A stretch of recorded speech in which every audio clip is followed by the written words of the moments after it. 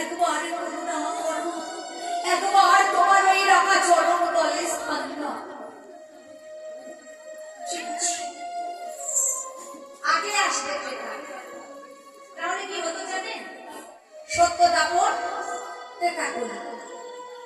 সতী অহল্যার জন্য আগে আসতে, আর দেবরাজ ইন্দ্রকে বলে, ইন্দ্র তুমি তো জানো না গুরুপদিনী হরণ করা কত অপরাধ করা, তাই তোমাকে অভিশাপ করলাম তোমার সর্বাঙ্গে চলিতে পরিণত হো। দেবরাজ ইন্দ্র আর দেখতে পাচ্ছে না, গুহায় গুহায় লুকিয়ে লুকিয়ে বেড়াচ্ছে।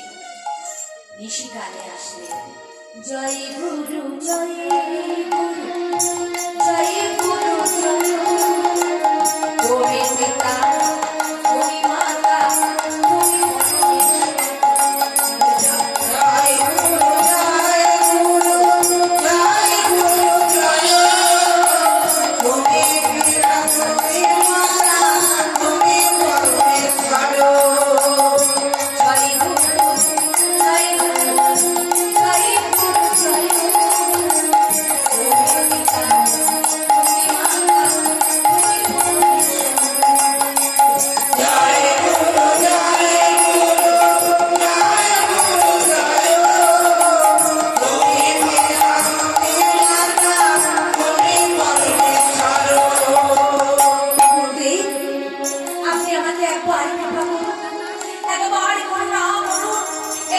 সংসারে আমাকে তো কেউ মানবে না। ঠিক আছে, সহস্র লোচনে পরিণত। এই দেখুন আপনারা দর্শন করে থাকলেন দেবরাজ ইন্দ্রের সর্বঙ্গে মানে বাকি থাকলো কে? রাম পাখি। প্রভু তুমি তো সবাইকে কৃপা করলে, আমাকে তুমি একবার কৃপা করবে না? বললেন শোনো, তুমি যেটাই উদ্ধার হবে না, তারপরে উদ্ধার হবে না, তাহলে ওই কলিযুগে যেদিন ওই কলির ব্রাহ্মণ নিজ হস্তে ছেদন করে তোমার মাংস সেবা করবে, সেদিন তুমি উদ্ধার। রাধে রাধে। এখানে যদি ব্রাহ্মণ থাকেন দান করবেন না। আমি যেখান থেকে এসেছি বেলপুকুর, চৈতন্য চরিতামৃতে লেখা আছে দেখবেন বিল্ল পুষ্করণ।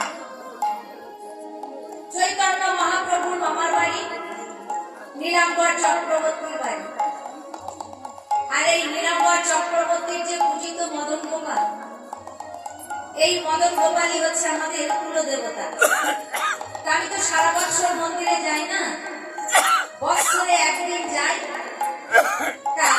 তখনকার দিনে পণ্ডিতরা যে পড়াশোনা করতো, স্মৃতিতীর্থ, কাব্যতীর্থ, তর্কলঙ্কা, বিদ্যালঙ্কা, হ্যাঁ, তা সেই পাড়াগুলো এখনো আছে, কিন্তু পড়াশোনা তো হয় না।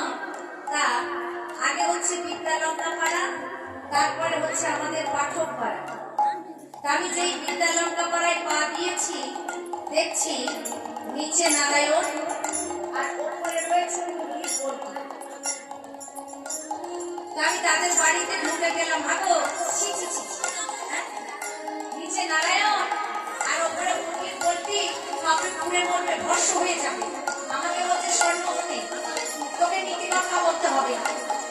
করলাম না, আমি চলে যাচ্ছি। এদিকে শোন, বলো কি বলবি? তাহারি তুই তো নানা দেশে দেশে বেড়াস, তুই একটা বিচার করতো। তুই বিচার করবো? আচ্ছা বলুন তো, আমি কি এখানে বিচার করতে এসেছি? আসিনি তো, আমি এসেছি কীর্তন করতে, বিচার করতে আসিনি। আরে বাবা ওটাই হলো।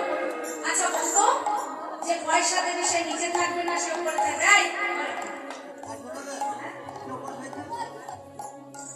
আপনারা কি বলছেন? কি গো, যে পয়সা দেবে সে নিচে থাকবে না, সে উপরে থাকবে? বলো। আমরা তো স্বাভাবিক জানি যে পয়সা দেবে সে মাথার উপরে উঠে না দেবে, তাই তো? বলছে শোন,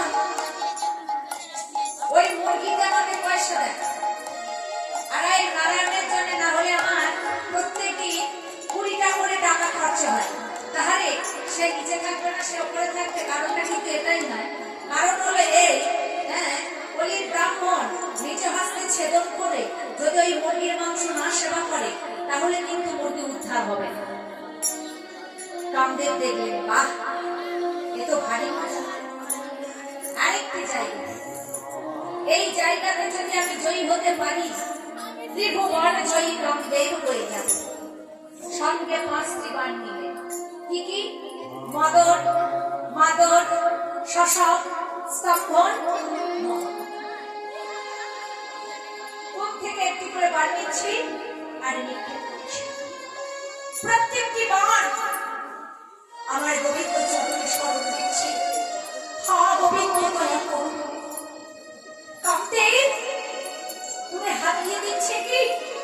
আর তো বাণ নেই। ওরে মন, আমার কাছে ফিরে এসো। কি হলো? এসো। বাণ বললে, শোনো কামদেব, এতদিন আমরা বড় অপরাধী করেছি। আমরা বলি না, সৎ সঙ্গে করলে ভগবানের কৃপা লাভ করা যায়, আর অসৎ সঙ্গ করলে নরকে গমন করতে হয়। তবে আমরা এতদিন অসৎ সঙ্গ করেছি বলে, কিন্তু আজকে তোমার কৃপা আমরা গোবিন্দ চরণ পেয়েছি, তাই আমরা চরণে ছেড়ে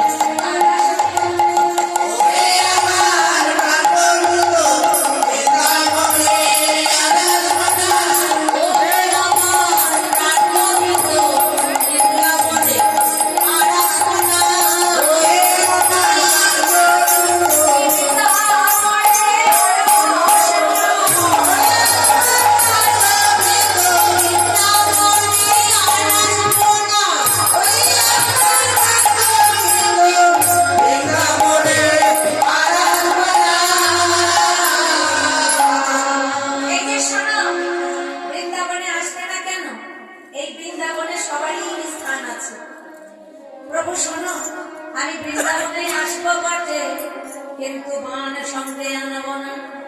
বললেন, শোনো, তুমি শুধু এই বৃন্দাবনেই আসবে না, বৃন্দাবনের দ্বারের দাঁড়ি হয়ে রইবে। যদি বলেন তার প্রমাণ, এই দেখুন, আমরা যেখানে যাত্রা সিনেমা থিয়েটার দেখতে যাই, নারী